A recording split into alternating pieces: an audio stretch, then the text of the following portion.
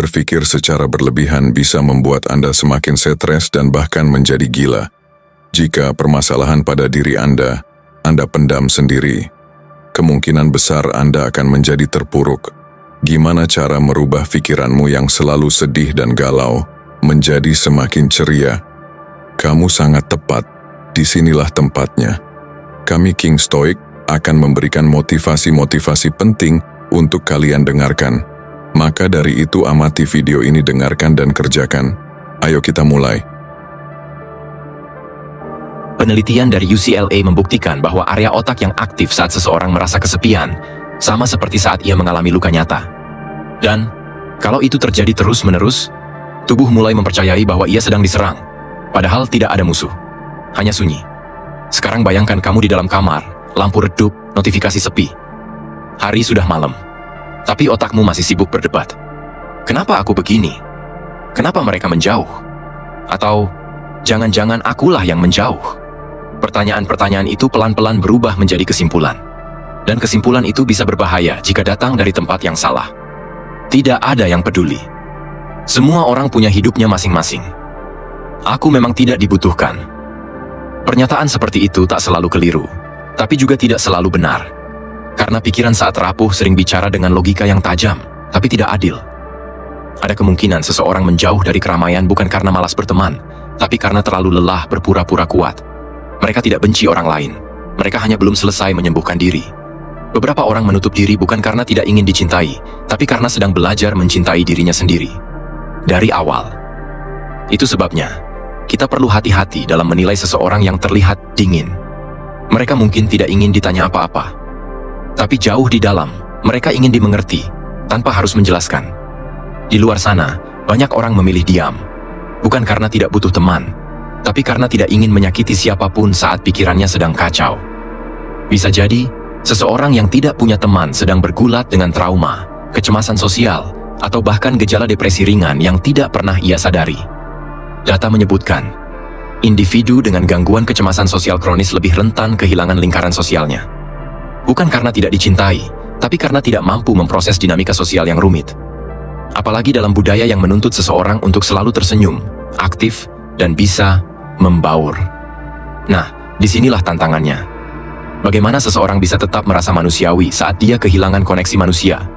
Kesehatan mental bukan soal seberapa sering kamu menangis atau tertawa, tapi seberapa mampu kamu mengakui apa yang kamu rasakan, tanpa menyembunyikannya di balik aktivitas, candaan, atau kepura-puraan baik-baik saja. Dan kalau kamu pernah ada di titik itu, atau sedang di sana sekarang, kamu pasti tahu, kadang menyendiri adalah keputusan yang paling berani. Tapi, bukan berarti kamu harus bertahan di sana selamanya. Ada saatnya kamu perlu keluar, pelan-pelan. Tidak harus langsung mencari 10 orang untuk diajak ngobrol. Cukup satu tempat yang aman. Cukup satu orang yang tidak bertanya terlalu banyak.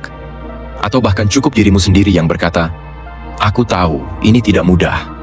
Tapi kita sudah sejauh ini." Karena kekurangan teman bukan selalu tanda bahwa kamu tidak layak. Bisa jadi, itu tanda bahwa kamu sedang belajar menjadi sahabat terbaik bagi dirimu sendiri dulu. Dan kalau kamu merasa tidak kuat, kamu tidak sendiri. Banyak orang yang juga sedang belajar cara berdiri tanpa tepuk tangan dari siapapun. Mari kita lanjut ke hal yang sering tersembunyi di balik luka itu. Masalah kepercayaan. Sesuatu yang tampaknya sederhana, tapi ternyata bisa mengubah segalanya. Poin kedua, masalah kepercayaan. Kadang, bukan karena tidak mau dekat, tapi karena sudah terlalu banyak luka yang muncul saat terlalu dekat. Seperti yang sempat disinggung di poin sebelumnya, tidak semua orang yang menyendiri itu rapuh.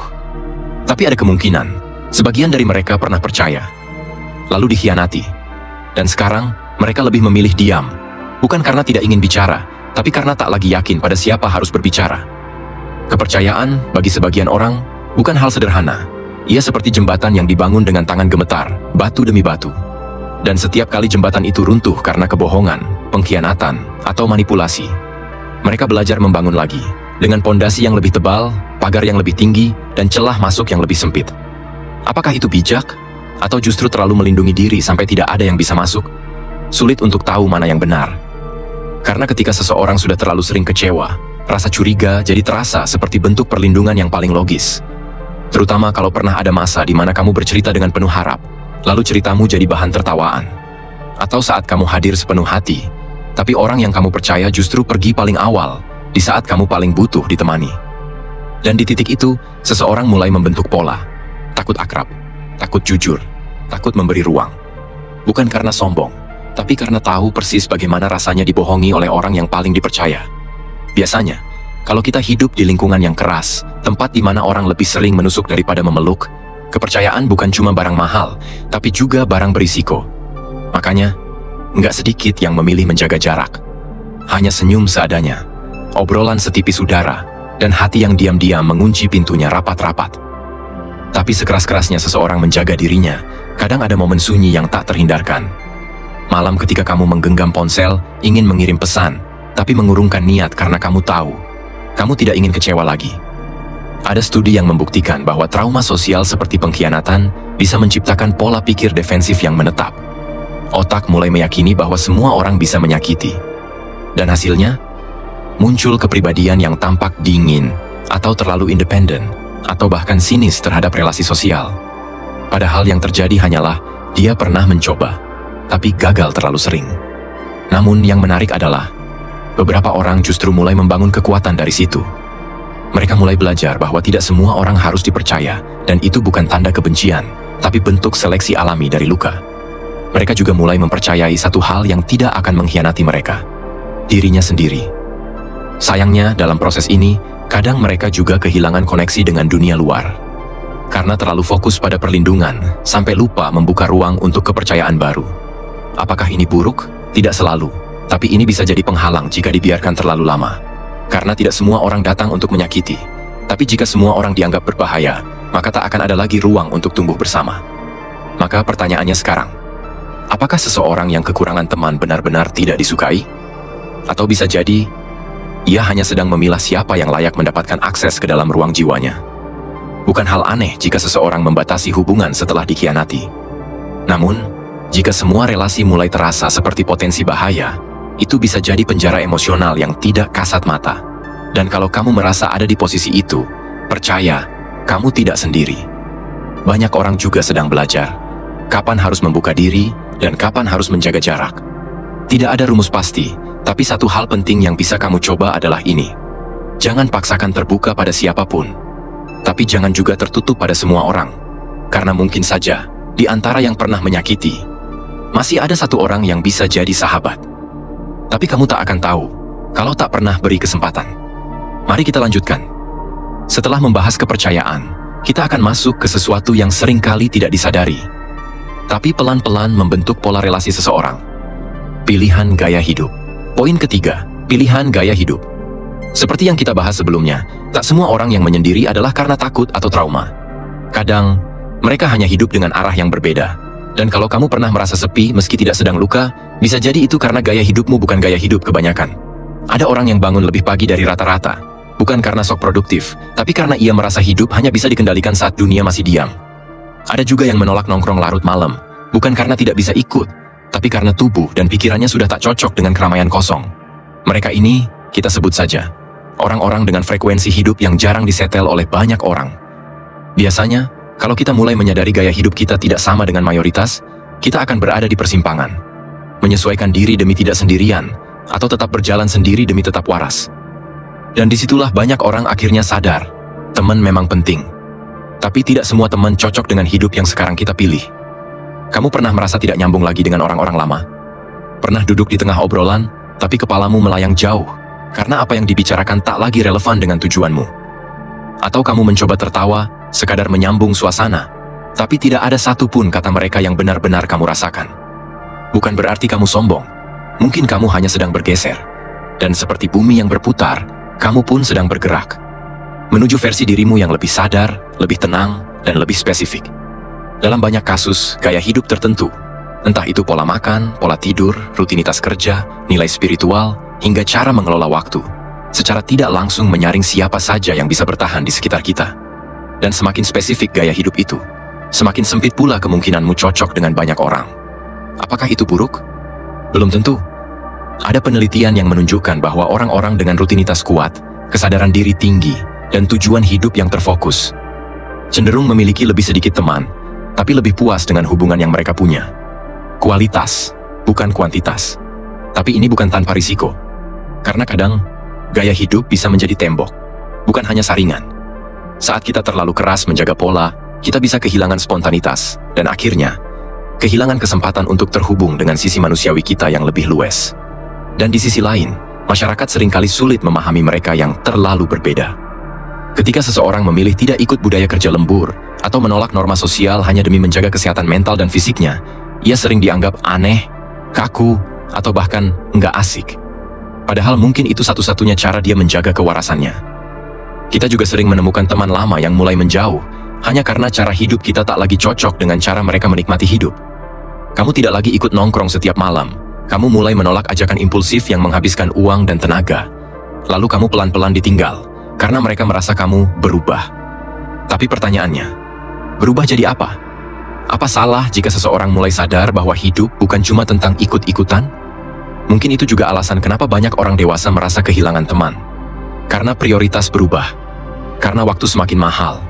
Karena energi tak lagi ingin dibuang untuk hubungan yang tak sehat. Dan jika kamu saat ini berada di posisi itu, di mana kamu merasa sendiri, padahal kamu hanya hidup dengan cara yang menurutmu sehat, tenang, kamu tidak salah arah. Yang kamu lakukan mungkin hanya belum dimengerti. Atau mungkin, memang tidak semua orang ditakdirkan untuk paham. Tapi, bukan berarti kamu harus menyerah untuk terhubung. Bukan berarti kamu harus terus menyendiri. Kadang, kamu hanya perlu mencari lebih jauh. Karena mungkin, di luar sana, ada orang dengan gaya hidup serupa, yang juga sedang mencari seseorang untuk duduk bersama, tanpa harus menjelaskan siapa dirinya. Dan bisa jadi, itu kamu. Dan mereka sedang menunggumu untuk tidak menyerah. Poin keempat, perubahan prioritas atau pertumbuhan pribadi. Ada masanya dalam hidup, di mana kamu bangun pagi, memandang langit yang sama, berjalan di jalan yang sama, tapi merasa tidak lagi berada di tempat yang sama. Bukan karena dunia berubah, tapi karena kamu berubah. Seperti yang sempat kita singgung sebelumnya, terkadang jarak dengan teman bukan dimulai oleh konflik, tapi oleh pertumbuhan. Pernah kamu merasa, obrolan yang dulu terasa hangat, kini terasa hambar? Yang dulu kamu anggap seru, sekarang malah membuatmu gelisah? Bukan karena mereka salah, tapi karena kamu sudah tidak lagi berada di frekuensi yang sama.